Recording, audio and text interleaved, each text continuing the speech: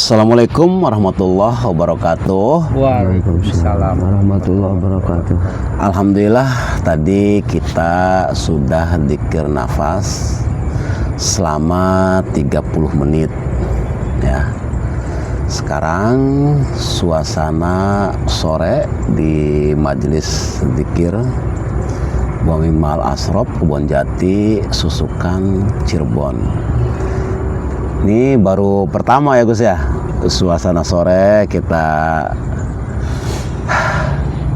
Oke, untuk Gus Jaki Gus silahkan diurai, ada sensasi-sensasi apa saja tadi setelah dzikir nafas. Untuk Gus Jaki silahkan Gus. Assalamualaikum warahmatullahi wabarakatuh. Waalaikumsalam warahmatullahi wabarakatuh. Alhamdulillah tadi di dzikir nafas saya diberi sensasi oleh Allah Subhanahu wa taala. Iya. Itu saya gini guru, masuk dalam alam bawah sadar. Setelah masuk, Iya. seperti tadi saya disedot sama Energi ditarik hitam, gitu. ya hitam, Ditarik. ruang hitam. Saya naik spiral di atas sampai Iya. ke atas itu, tiba-tiba di atas tuh di penghujungnya ada seperti padang rumput tapi bunga semua guru. Isinya Bunga semua. seperti padang rumput ya tapi bunga semua. Bunganya- berarti luas ya. Bunganya warna kuning semua guru. Bunganya warna Ya. kuning semua ya. Sejauh mata memandang itu bunga semua. Warna kuning semua bunganya. Dan di pinggirannya itu saya melihat jurang dan di bawahnya pantai yang jernih. Tetapi Pantainya tapi tidak berombak. enggak, Oke, tapi tenang di gitu ya. penghujungnya itu di mata memandang itu padang bunga ya. Iya, Padang sejauh bunga mata yang memandang. warna kuning. Mm.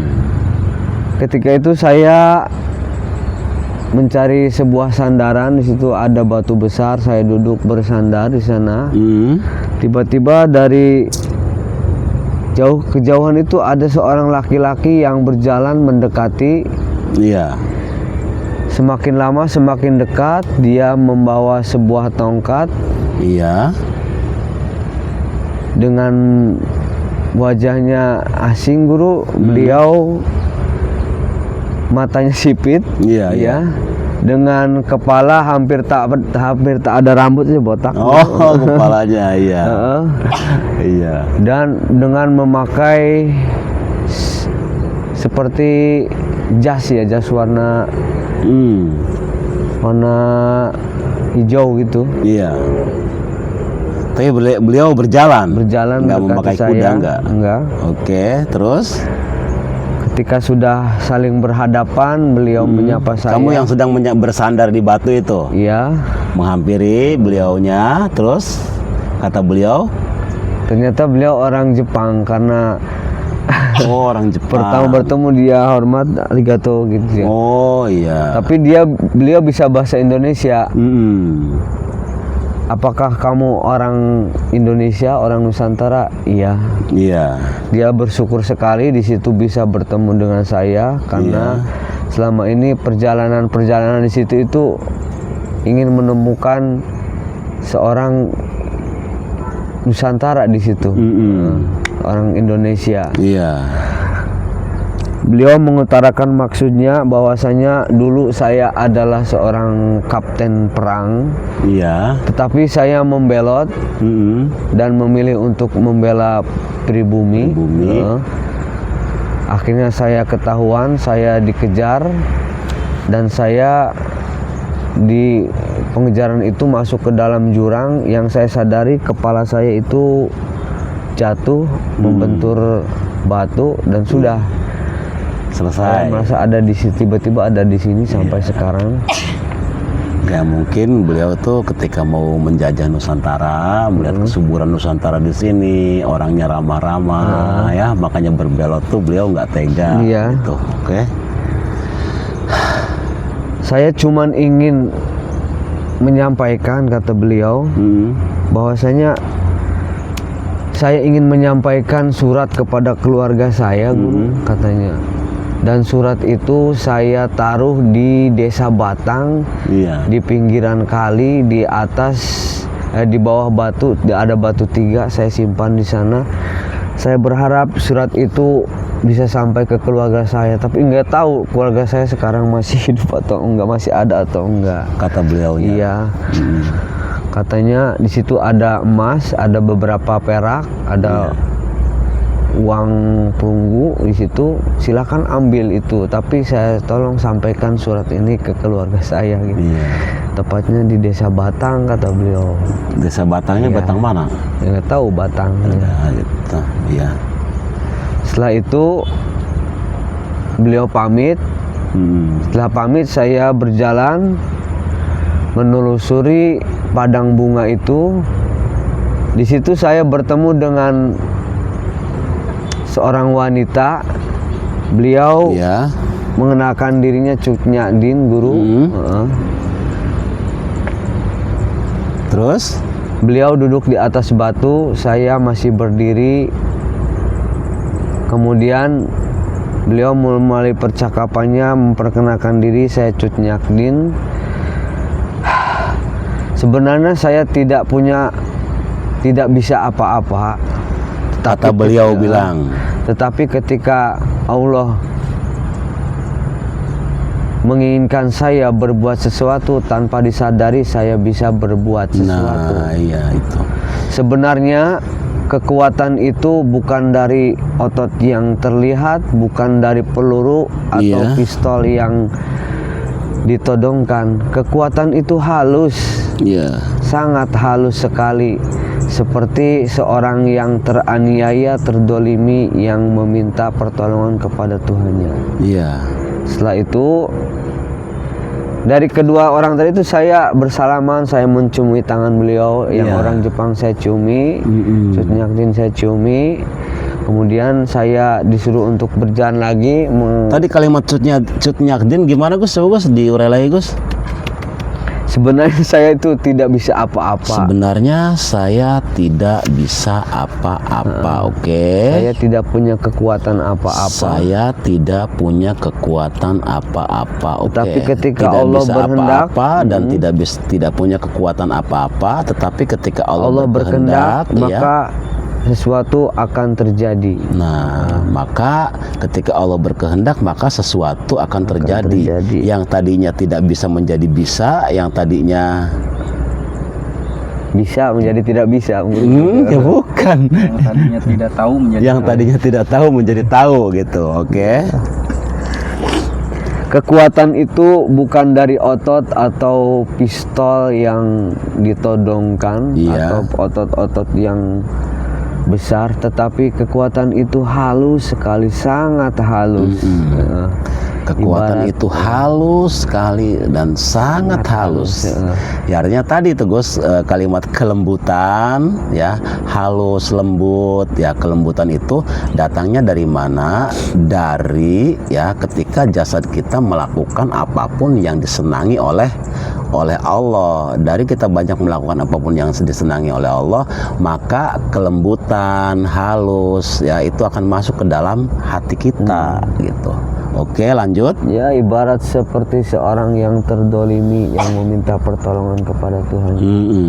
Iya. Kemudian saya berjalan, terus berjalan, di penghujungnya itu saya melihat sebuah gunung yang sangat hijau, dipenuhi dengan pohon-pohon yang rindang, Guru. Iya. Di penghujung gurun itu, di penghujung padang bunga itu, Iya.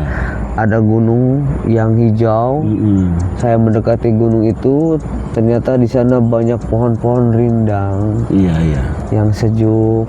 Ketika saya berjalan masuk, tiba-tiba saya melihat seorang gadis cantik yang berlari ke arah saya. Menghampiri kamu. Noni Belanda. Oh, ternyata katanya Noni Belanda. Eh. Iya. Tadi orang Noni Belanda, Guru. Iya, Noni Tetapi Belanda. belum ada dialog, itu udah selesai, Guru.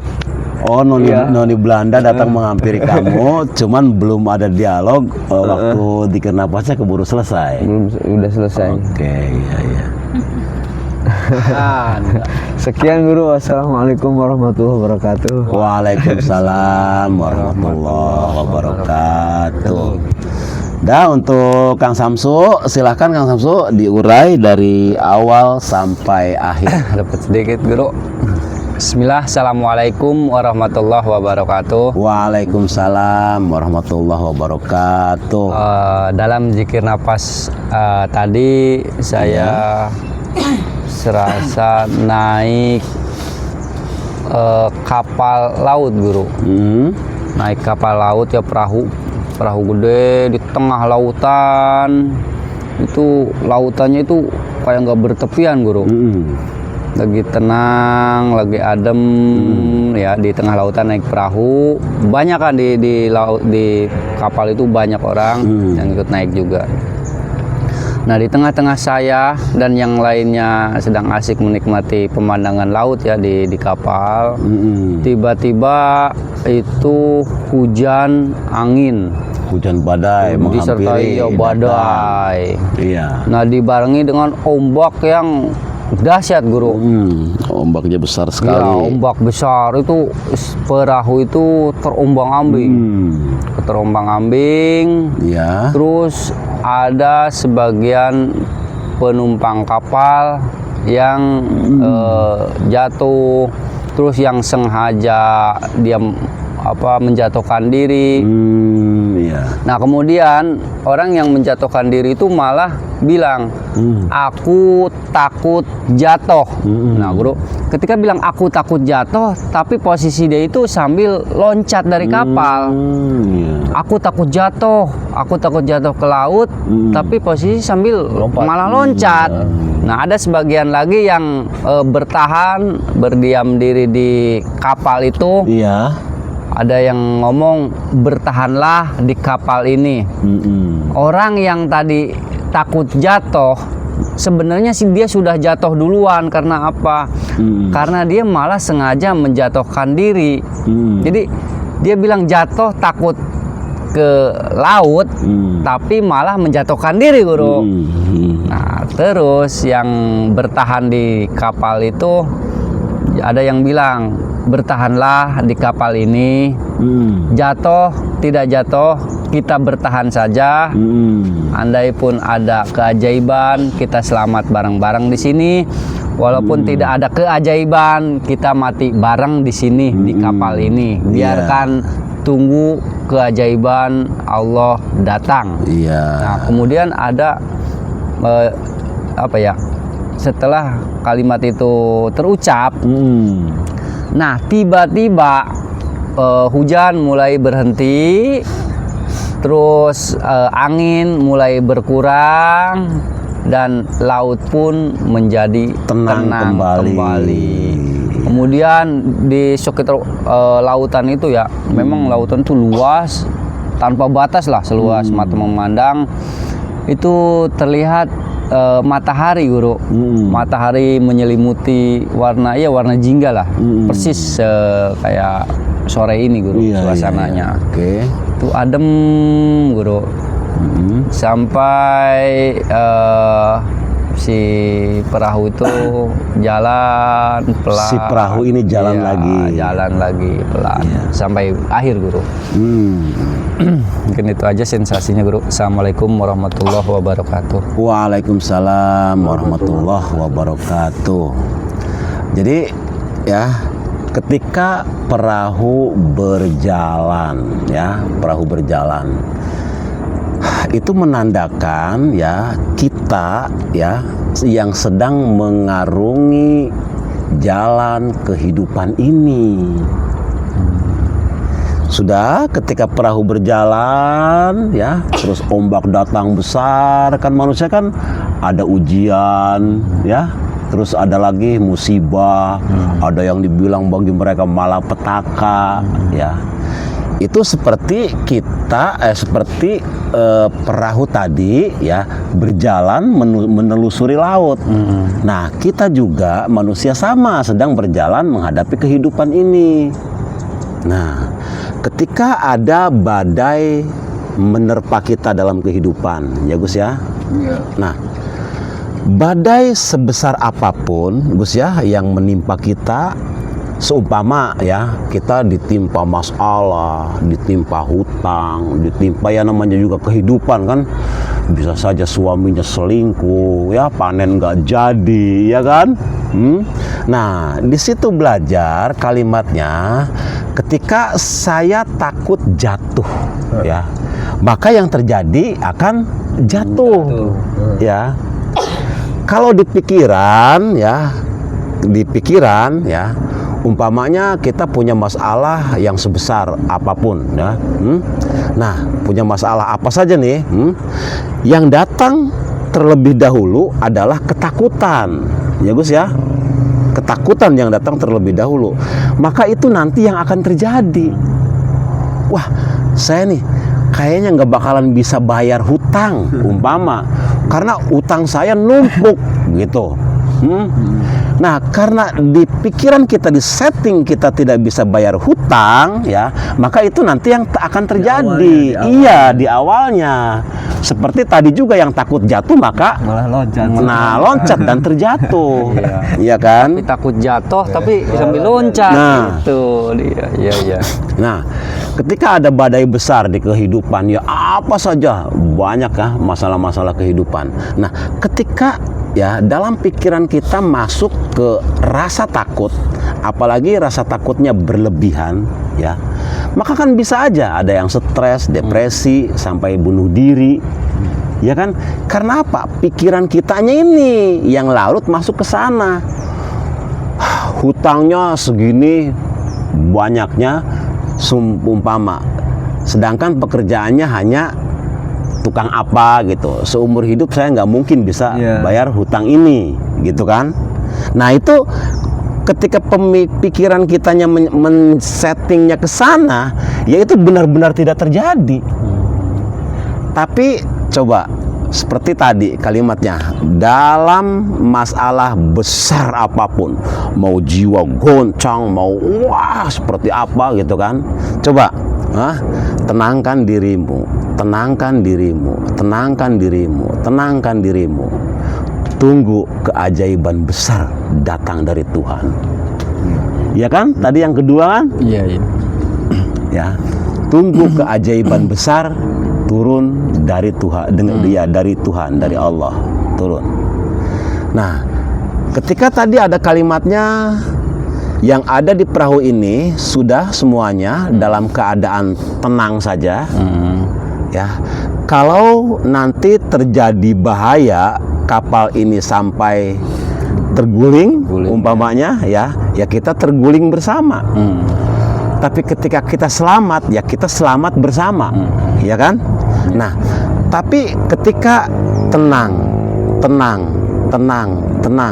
ya, badai mulai mengecil, ombak juga mulai mengecil, ya, suasana menjadi tenang kembali, ya, terus tadi langit-langit apa gua itu mulai bersinar, langit-langit mulai bersinar cahayanya. Nah, terus baru ya kehidupan itu kita berjalan lagi dalam ketenangan. Berarti nasihat di kali ini dari Kang Samsu ini, nasihatnya apa? Ketika manusia siapa saja ya diterpa ujian-ujian kehidupan mau sebesar apapun, ya jangan pernah merasa takut, ya hadapi saja, terus bersabar, tebarkan kebaikan dalam kondisi apapun, ya sampai tunggu keajaiban Tuhan yang sangat besar. Gitu untuk nasihatnya. Dah, untuk pertemuan kali ini cukup segitu saja dulu ya. Semoga ada manfaatnya. Wabillahi taufik wal hidayah. Wassalamualaikum warahmatullahi wabarakatuh. Waalaikumsalam warahmatullahi wabarakatuh.